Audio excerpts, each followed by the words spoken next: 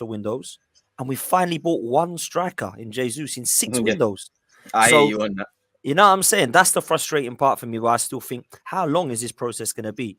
The other query I have as well, bro, is the naivety, because I do see it. I saw it massively at the Old Trafford game, and the Oh, I'm so squad depth happy for on this me. channel because it's nice to not think that I'm mad, because that was very naive. And I actually feel the same naiveties we showed there was it reflected when we played Crystal Palace away, when we had Xhaka kind of last year playing that advanced role. Tavares kind of left to his own devices, and you saw what happened. But I'll cut you off, my guy. No. Listen, I think you're talking facts, bro. And I was at the United game, and I remember it going 1-1. Saka scored. We were on the up, and I said to my dad, "Dad, we're gonna win this now." I was like, "We're gonna win this now. We're I just felt gonna we keep might it nick it as calm. well. We're gonna keep it calm. We're gonna keep possession with a better side, and we will win this game." No, we go naive again, and we go gung ho, just like we did against Newcastle and Spurs, where we're trying to bomb everything forward. Let's just keep it calm, man, because teams can hit us Managed hard. the game in that, yeah. You know what I'm saying? So that worries me. And the squad depth thing. I mean, I put the question to you now, right? When Go on. everybody's fit, name me the 5 subs that we've got to bring on, because none of them are. There's about 1 or 2 that I have that can change the game, bro. Well, I There ain't mean, 5 subs. yeah, well, Smith Rowe's injured, and we'll get onto him in a sec. But Smith Rowe, Martinelli, one of them would miss out, so it's naturally him on the bench. You got Fabio Vieira, where we don't really have a case study, but he looks good. I mean, you hope Eddie could do something off the bench, but you don't know. It is what it is. Yeah, the bench is probably meaty, man. Really and truly, yeah, it's probably not strong enough. It's a good You know what question. I'm I'm trying to saying? deep it. Because you know what, Nah, I know what my 5 subs would be, and you tell me how many of them can change a game. Kieran Tierney or Zinchenko is one. Whoever don't play. Tommy Yasu or Ben White, whoever don't play. Fabio Vieira, Smith Rowe, and probably Eddie. Now I mean, we we've got seen Eddie change the Marquinhos, game on a kit. Yeah, Marquinhos, them man are all but young, so that's I kind of cut them luxuries. exactly. But maybe Zinchenko, if you play him in midfield, the 2 defenders you said, that's kind of if we're seeing out the game. Smith Rowe, if he's on the bench, because he showed it last season, he can do the super sub thing as well as starting. Yeah, it's a bit meaty, really. Yeah, man, I can't answer that question the way I would want to. Yeah, You the know what bench I'm is weak. The saying? bench is weak still. It's weak still. I can't lie to you.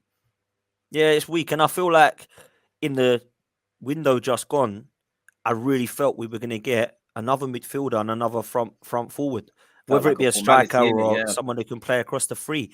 So when we were linked with like Pedro Neto, Jeremy Pino, and obviously centre midfielders like Tielemans and Douglas Luiz, I was thinking I'll take them because we need them. Like none of them really excite me. Maybe Tielemans and Neto probably would have excited me more than the other two.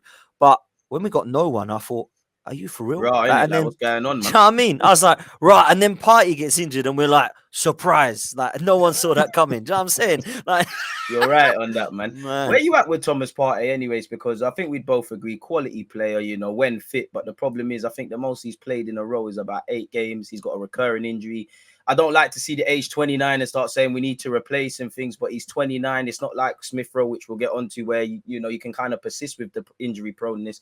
Where you at with Thomas Partey? You a thing where we get a replacement, or we follow what we kind of did with Ben White and Zinchenko moving there for Tierney and Tomiyasu, and that if they're not there, it's not that it doesn't matter, but there's suitable replacements. Is your patience kind of running out with Partey? Because I must admit mine is, because anytime when I look at the whole Ozil stuff or Partey now, when it's not the quality of the player that's in question, that's when I have less patience, because there's other layers to it, and you can't like us as just normal football fans. There's no way Arteta and Edu looked at it in August and said, yeah, Partey's going to be fit for 20, 30 of those 38 games. And if they didn't, why didn't we get a midfielder? As you said, we was linked with a bunch of them, but it's a results-driven business. If we apply that logic, nothing's brought in. It's like you kind of alluded to last Jan. Fair enough, you wanted Aubameyang to go, but you can't go save wages off the bench. It's a bit political in that regards, man. It's crazy. Yeah, this one's a tough one for me, bro, because I look at it and I think, do you know what? Thomas Partey, Tommy Yasu, Tierney, and Smith Rowe. It's like all 4 of them are made of glass, bro. Like literally, all Unfortunately, 4 yeah. of them are getting injured. So what do we do about that? Do we sell all 4 of them? No, I don't believe we do.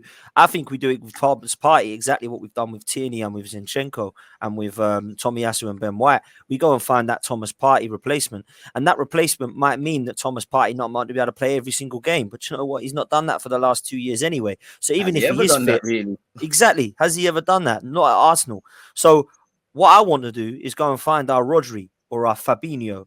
And then I want to go and Amen. find, you know what I'm saying? I want to go and then say to Party, listen, man, if you are going to get knocks, we've got somebody now that ain't Lokonga or El Neni. We've got someone who can come in and do exactly what you do. And Facts. likewise with Saka, do you know what I'm saying? If Saka's out, Marquinhos, yeah, he looks like a bit of a gem, but how good is he right now? If we went and got a Pedro Neto to come in for when Saka's not there and thereabouts, that's how you start building a title winning side. And I think when Man City, everyone looks at Man City and even Liverpool, to be fair, have got strength in depth, but to be fair to them, have even struggled this season. Man City don't go to Mahrez, oh yeah, don't worry, you're playing every game, because Foden will come in if he's out.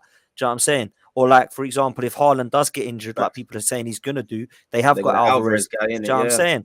And this is what I mean. None of them, so, people frustrate me, DG, when people say, well, no one's going to come in at centre forward now because we've got Jesus. They're not going to sit on the bench. Well, why were you a big club then?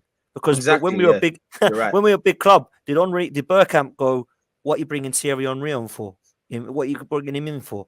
You know, Kanu and Wiltor, did they go, sorry, what are you Bro, bringing Ray in Henry Parlour for? was one of the best squad players you could Ray even get, you Parlour. know, bro. It's a squad game. Fans don't understand it. And I do think you're right. Arsenal fans do this thing where we need depth. And I saw it early on in the season. Players start coming in. Tierney's finished. Zinchenko's playing. Now you're seeing Tierney play. Well, how's Zinchenko getting? We need problems. And to go to your point about big players not wanting to join big teams because they might not necessarily play, that's bloody Sunday league. You know, if you're joining you're joining a bigger team, there's less competition, but you know you're 9 times out of 10 going to be stronger. Competition breeds obviously a bit better in everyone, and that's what we need. We need competition. Arteta needs to lose his hair due to the headaches of who he's playing and not playing, really and truly. So I don't really get it. You mentioned it. What have you made of Saka this season? Because I'm on the fence. I do think there's a lot more to come. I do think it's on one hand been a start-stop kind of thing for him, but I do think there's a lot of noise. I think we've been getting results without him necessarily doing the business, but I do actually think he's playing decent. I can't lie. He might not be getting the numbers and his finishing can improve, but he definitely looks all right to me. Where are you at with that? Yeah, personally, I feel like he's got a lot of credit in the last 2 years, rightly so. I think he's carried this team in parts, bro, in the last couple of seasons. So now when he started off not so great and he's not the one that's impressing, for me, it's only a good thing. And I always demand the best from players, so he ain't going to be able to be playing like this throughout the season. But what I will say is that there's no lack of intensity. There's no lack of work rate for me. He don't look like he don't care and he's not trying. He certainly is giving 110% from what I can see. And when I look at the goals and the assists that he has been a part of this season, it ain't been bad to have, 4 assists and 1 goal and maybe one that you could say was his if it weren't for deflection against Palace in 7 games. That's not a shocking start to the season like people are saying. The thing is with Saka is people are expecting him to be the Saka of every single game. And Jesus' performance have raised everybody's levels. And because Saka hasn't been up there with Jesus and Martinelli in every single game, people are saying he's had a poor start to the season. I don't think he's been poor. We've seen that he's still got it. He came on for England the other day and changed the game, in my opinion. Amen. So for me, I think we've got an absolute gem there, man. And I think he'll have another good season. So it's just about keeping patience and not giving him too much stick. And what would be better, man, than a better fitting way than to do something at the weekend, mate. Exactly that, man. A bit like last year. And I echo everything you said. I think Saka set himself high expectations and he's probably dying by it, really and truly. I still think he's doing all right. I don't like to do the age thing, but, you know, he's still young. And I would like Arsenal to be in a facility where you mentioned Foden, you know, Foden isn't the difference between City winning or losing. For us, Saka 9 times out of 10 is. As you said, if he hasn't scored or assist somewhere down the line, he's been involved or he's turned it on. As good as he is, you kind of need these guys to have a bit of a healthy space to just be young players, really and truly, because life has come at Saka fast. The whole Euros, playing for Arsenal, number 7, new contracts every week, etc., etc. What do you make of Martinelli? Because last season, everyone would say, oh, Arteta hates him. He can't get in the team. He might have to go on loan. He might have to leave. And for me, he's doing quite well, really and truly. And it's a bit unlucky that him and the other Brazilian lads didn't get a look in for the latest international squad. Well, listen, I'm cool with that, man. If they don't want to pick them, then that's calm because they're good for Arsenal then. But in all seriousness, I do believe all 3 of them will have a great chance of going to the World Cup still because I think they've got some quality in every single part that they play. With Martinelli, what I love, and I was one of the guys shouting at Arteta saying, why aren't you giving him a chance? Because he weren't, man. He was on the bench every game. But when he's starting to play him, he was absolutely taking the ball by the horns and taking his opportunities well. This time, wow, what a start to the season. The guy's been brilliant in everything that we've done that's looked good. And I think his combination with Jesus has taken him to another level. That signing for me has just proved what Lacazette couldn't do and what Jesus can do. And what that's done is raise the levels of some of the players in the team. And I honestly believe that left-hand side has been superb this year. Right from, Ramsdale's rolling out over to Gabriel and Tierney, right the way to Zinchenko. forward to Granit Xhaka and Martinelli and Jesus. I think we're looking very solid down that left-hand side now. And I think that when we get everybody fit and maybe a couple of signings, I think the right-hand side needs to kind of be replicated, because I'm a fan of what I'm seeing from Odegaard and Saka. And I think Jesus is definitely that guy to get involved with when things start going well on the right-hand side as well. But Martinelli, for me, I need to see more end products. And we've started to see that at the start of the first 7 games. I think sometimes his play's a little rash. I think sometimes his naivety comes through. Yeah, man, like it'll go through and you think you look so composed. Sometimes he doesn't look composed. So that will come. And I think sometimes, like you touched on, we need to remember these are kids, man. They ain't fully grown. They're not 27, 28. You know, if they're doing that 27, 28, you might look and go, okay, what's happening to your game? What's happening? When you're doing that 20, 21, man, you've got a lot of time to mature. And I do believe that they're doing that together and growing as a team. And I think that what we're seeing from Martinelli and the good things we're seeing, a lot of it has to do with Gabriel Jesus as well as him developing as a player, man. Amen. And you mentioned it there. Well, at the start, one thing I have liked about Arteta is and you kind of said it there, the partnerships, whether that's Tierney and whoever's in front of him, Zinchenko, and who's ever in front of him, Zinchenko and Xhaka, whatever going on the right-hand side, Martinelli and Jesus, Eddie in his 5 minutes off the bench. I do like the relationships because I do think football is about that, and it could only breed confidence. One thing I like about all these young players at our team, the Martinellis, the Sakas, the Smith Rowes, they don't hide. You know, they don't hide, and I think they're the most excitable players in our team. I think when you go through our experienced ones, with the exception of Xhaka, who probably polarizes opinion, historically it's been our experienced players where people are divided. You speak to 10 Arsenal fans, 5 say one thing, the others, everyone can all agree for all the improvements the young players could make, they're doing their job. What have you made of Smith Rowe's injury? Obviously, you've probably seen the news. He's undergone surgery. He's out until December. Slim hopes of the World Cup are probably dead for us in a packed October until the end of the year where there's big games, a lot of games, Europa League. He can't play a part. For me, I'm gutted, man. He's one of my favorite players in the team.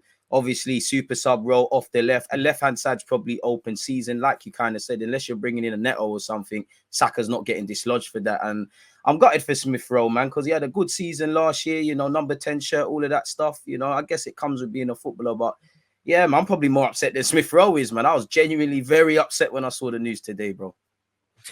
I felt like it was coming because he hasn't been able to get into this side for a long